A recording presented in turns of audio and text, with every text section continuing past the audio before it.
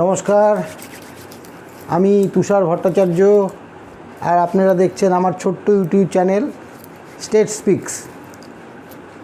গতকাল 27 তারিখে নবান্ন চলো অভিযান ছিল। আমরা দেখলাম অনেক লোকের যাদের মেরুদণ্ড ছিল না তাদের কিন্তু মেরুদণ্ডটা আস্তে আস্তে সোজা হচ্ছে। আবার এটাও দেখলাম যে অনেক লোকের যাদের মেরুদণ্ড ছিল তাদের মেরুদণ্ডে যেন গতকাল কোথাও কোথাও কোথাও একটা প্রবলেম হয়ে গেছিল। সে যাই হোক, আমি ওইসব বিতর্কে যাচ্ছি না। আন্দোলন কতটা সফল হলো কতটা অসফল হলো সেটা নিয়ে আমি কোনো তর্কে যাব না। ছাত্র সমাজের ডাকা আন্দোলন, ছাত্র সমাজের যে কোনো আন্দোলনেই আমার মোরাল সাপোর্ট আছে, আগামীতেও থাকবে, ভবিষ্যতেও আগামীতেও থাকবে এবং আগেও ছিল। অনেক দূরে থাকি, গিয়ে সামনাসামনি আন্দোলনে সামিল হতে পারি না, কিন্তু মনের দিক থেকে সাপোর্টটা থাকে। দেখুন,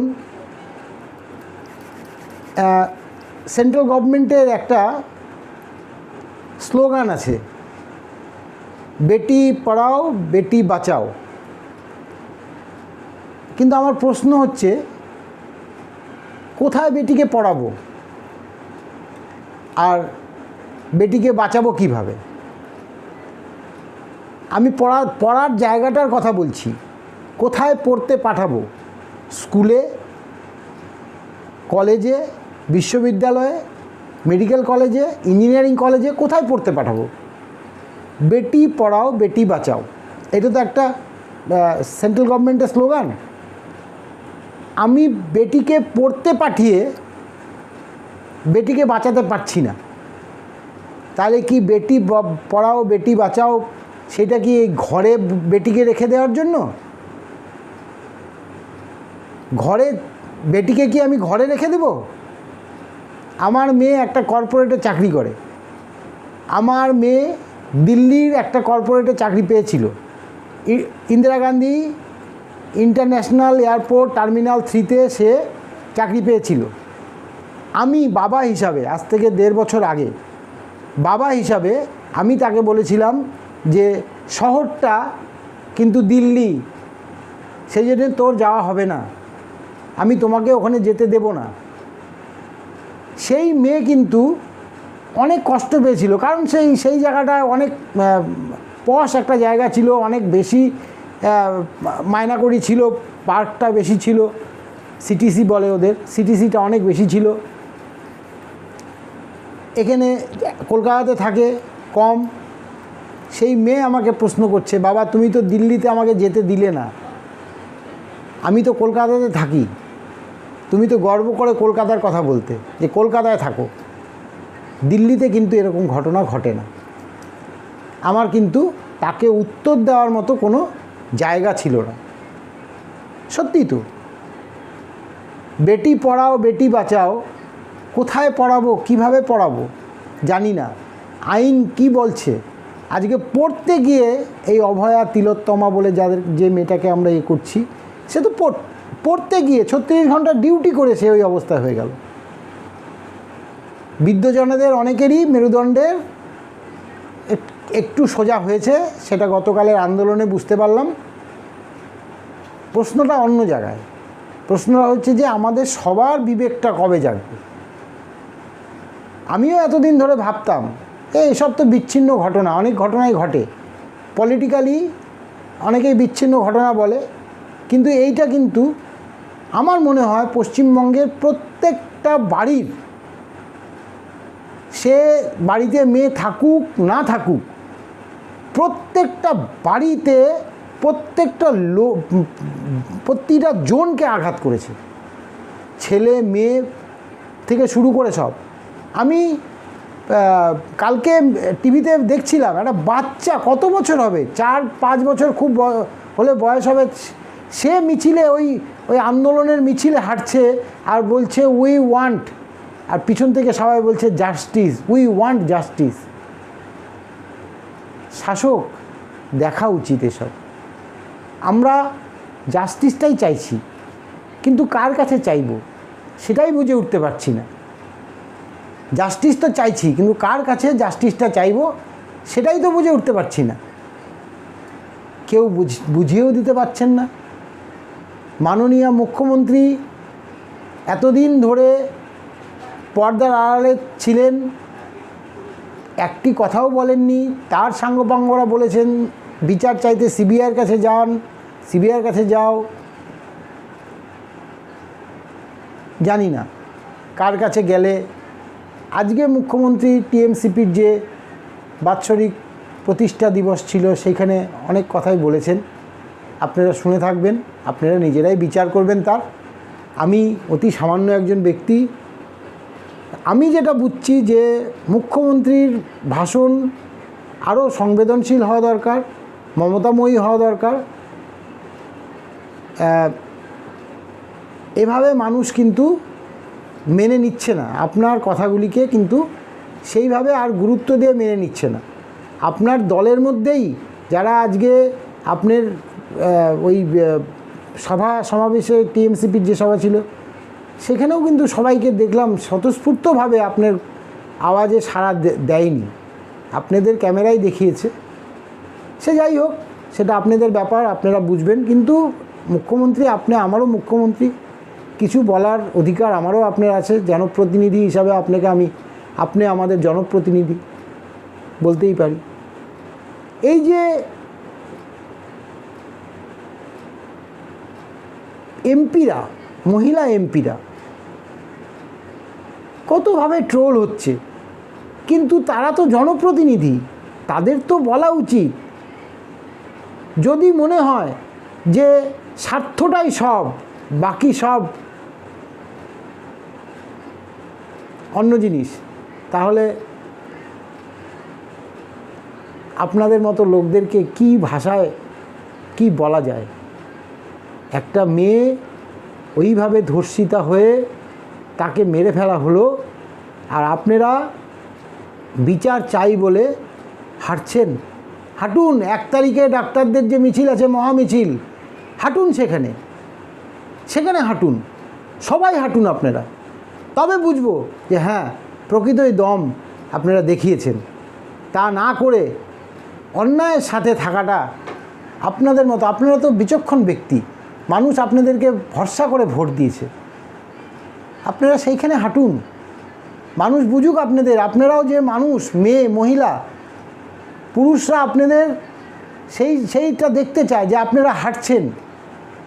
আপনারা 1 তারিখে ডাক্তারদের যে মহামিছিল আছে কলকাতাতে, সেইখানে হাঁটছেন। সব দলের এমপিদেরকে বলবো, সব দলের বিধায়কদেরকে বলবো, হাঁটুন, ডাক্তারদের সাথ দিন। সাধারণ নাগরিকরা তো সাথ দেবেই, মহামিছিলে আপনারাও হাঁটুন। মানুষের মধ্যে যে ভুল বোঝাবুঝি তৈরি হয়েছে সেটা দূর করুন, এগিয়ে আসুন, সমাজ গড়ার কাজে এগিয়ে আসুন। আমিও একজন সমাজ গড়ার অ্যাক্টিভিস্ট,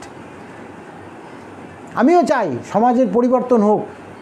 ওই যে বললাম, বেটি পড়াও বেটি বাঁচাও কোথা থেকে হবে? ঘরে রেখে হবে?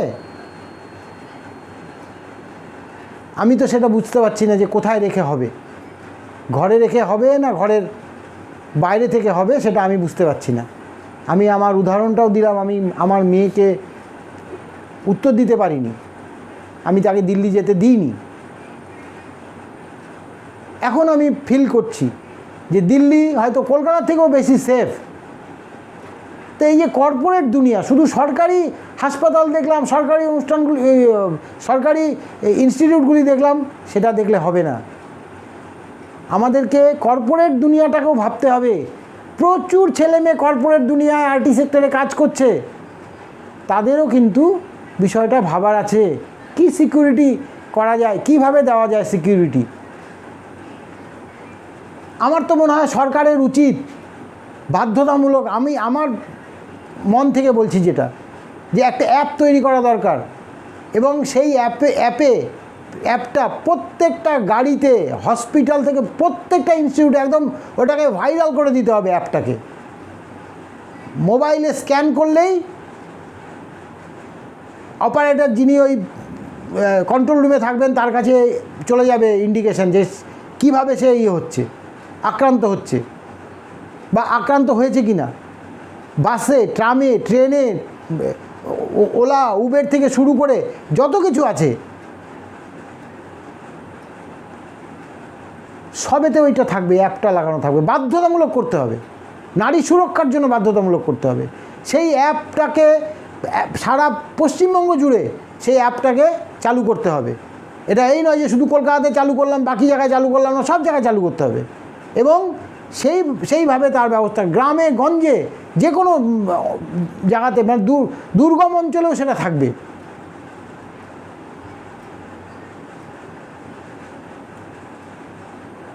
ডায়মন্ড হারবার থেকে শুরু করে সুন্দরবনের প্রত্যন্ত অঞ্চলগুলিতেও সেটাকে রাখতে হবে। যদি সেটা রাখা যায় আমার মনে হয় অনেকাংশে ক্রাইমটা কমানো যাবে। ওই অ্যাপটা জরুরি। অ্যাপ দিয়ে সবার মোবাইল আছে, প্রচুর লোকের, অনেকের মোবাইল নেই। প্রশ্ন উঠবে যে অনেকেরই মোবাইল নেই, তবে বাইরে যারা জগতে যারা কাজ করছে বা যা যাচ্ছে এদের তো মোবাইল তো থাকছেই, স্মার্টফোন হাতে থাকছেই। স্মার্টফোনে সেই অ্যাপটাকে ডাউনলোড করে নেবে, অ্যাপটার স্ক্যান করে নেবে, সঙ্গে সঙ্গে কোথায় আছে লোকেশন ট্রেস হয়ে যাবে, আর তাকে ট্র্যাক করাও সুবিধা হবে। যদি সে বিপদে পড়ে যায় তাহলে পুলিশ বা প্রশাসন যে কোনোভাবে তাকে হেল্প করতে পারে। এটা আমার একটা প্রস্তাব, আমি জানি না এই প্রস্তাবটা কতখানি গ্রহণযোগ্য হবে বা সেটা কি হবে আমি জানি না, কিন্তু এরকম একটা অ্যাপ যদি তৈরি করা যায়, আমি অনেক চিন্তা ভাবনা করে দেখলাম যে নারী সুরক্ষায় আপাত দৃষ্টিতে একটা কিছু পদক্ষেপ নেওয়া দরকার। তো সেইটা হিসাবে আমি মনে করি, আমি জানি না, আমি কিন্তু অ্যাপটা তৈরি করতে পারবো না, আমি প্রপোজালটা দিলাম যে অ্যাপ যদি একদম ছড়িয়ে দেওয়া যায়, আমার মনে হয় এই অ্যাপের ভয়েও অনেকটা ক্রাইম কমবে। অ্যাপ আছে, আমি ধরা পড়ে যাব। কারণ প্রত্যেকটা বাইরে যারা কাজ করে কর্মজগতের সঙ্গে যুক্ত প্রত্যেকেরই মোবাইল ফোন আছে, স্মার্টফোন আছে, তারা কিন্তু সেইটাকে ইউজ করে। সুতরাং আমার মনে হয় যে যদি এইভাবে আমরা করতে পারি, একটা অ্যাপের সাহায্য নিতে পারি, মাননীয় মুখ্যমন্ত্রীর কাছে আমার এটা আবেদন থাকবে, তার যে আইটি সেল আছে গভর্নমেন্টের তাদেরকে দিয়ে যদি এটা করাতে পারে, আমার মনে হয় এটা অত্যন্ত একটা ভালো পদক্ষেপ হবে এবং সরকারেরও এটা খুব প্রয়োজনীয় একটা সলিউশন হবে। যাই হোক, জানি না কতটা এটা গ্রহণযোগ্য হবে, তবে আমার মনে হয় কেন আরেকটা কথা বলিনি এখানটা, কেন এই যে অ্যাপ থাকলে এই ক্রাইমটা কমে যেতে পারে, এইটা কিন্তু কেন বললাম আমি এই অ্যাপ থাকলে ক্রাইমটা কমে যাবে। দেখুন, সাইকোলজিক্যাল ম্যাটার এটা। 100 নাম্বারে একটা ডায়াল সিস্টেম আছে পুলিশের, তাতে কিন্তু অনেকটাই ক্রাইমের সংখ্যাটা কিন্তু অন ওয়েতে কমেছে। 100 ডায়াল করলে পুলিশ চলে আসে, 10 মিনিটের মধ্যে পুলিশ চলে আসছে। এই যে একটা ম্যাটার, এটা কিন্তু যারা ক্রাইম করে তারাও জানে যে যদি 100 ডায়াল করে দেয় সেই জন্য ক্রাইমটা আমার মনে হয় অনেকাংশে কম হতে পারে যদি অ্যাপের সাহায্য নেওয়া যায়। অ্যাপটাকে স্ক্যান করবে, সাথে সাথে ওটা ট্রেস হয়ে যাবে, পুলিশ বা অ্যাডমিনিস্ট্রেশন সেটাকে ট্র্যাক করতে পারবে যে মেয়েটা বা বউটা, বা শুধু ওটা মহিলাদের জন্যই করা, পুরুষদের জন্য নয়। আমার মনে হয় এতে অনেকটাই কমবে। এই যে সাইকোলজিক্যাল একটা ম্যাটার, যখন অ্যাপটা ছড়িয়ে যাবে চারিদিকে, সারা পশ্চিমবঙ্গের অলিগলিতে যদি ওই গাড়ি, বাস, অটো, টোটো থেকে শুরু করে ট্রাম, ট্রেন সবেতে যদি আমরা অ্যাপটাকে লাগিয়ে দিই, স্ক্যান করার ব্যবস্থা রাখি, আমার মনে হয় এটা একটা সাইকোলজিক্যাল ইয়ে হবে এবং এই সাইকোলজিক্যাল মুভমেন্টের জন্য অনেকটা ক্রাইম কমে গেলেও কমে যেতে পারে। সর্বত্র লাগাতে হবে, অফিস কাচারি, না অফিসেও সেক্সুয়ালি হ্যারাসমেন্ট হয়, তার জন্য আইন আছে, কিন্তু সেইটা যাতে বন্ধ করা যায়, সে তো হয়ে গেলে তার আইন। এই যে যেমন এখন আইন চলছে, এ বলছে পুলিশ দেখবে, ও বলছে সিবিআই দেখবে, ও বলছে হাইকোর্ট দেখছে, ও বলছে সুপ্রিম কোর্ট দেখছে। আসলে যারা ভুক্তভোগী তারা তো হয়ে গেল, সেই ঘটনাটা যাতে না ঘটে সেই জন্য আমি অ্যাপের কথাটা বলছি। এবার ভেবেচিন্তে দেখুন যে আমি যে কথাগুলি বললাম তার কতটা 1 তারিখে সমগ্র ডাক্তার কুল, মনে হয় যতদূর সম্ভব আমার কাছে যা খবর এসছে, ডাক্তার কুল একটা মহা মিছিলের ডাক দিয়েছে কলকাতাতে। তো এটাও ওই ডাক্তারদের মিছিল, এখানে কিন্তু কোনো রাজনৈতিক গন্ধ নেই, সুতরাং এইখানে পার্টিসিপেশনটা কিন্তু ভালো মতোই হবে বলে মনে হয়। তো আমারও মোরাল সাপোর্ট আছে যতক্ষণ না জাস্টিসটা হচ্ছে। তো justice for Abhaya, justice for RG Kar, এই আন্দোলনটা কিন্তু আমার মনে হয় এত তাড়াতাড়ি শেষ হয়ে যাচ্ছে না। আপনাদের কি মনে হয় কমেন্টে অবশ্যই জানাবেন। আজ এ পর্যন্তই। সবাই ভালো থাকবেন, সুস্থ থাকবেন, আমার চ্যানেলটিকে সাবস্ক্রাইব করবেন। নমস্কার।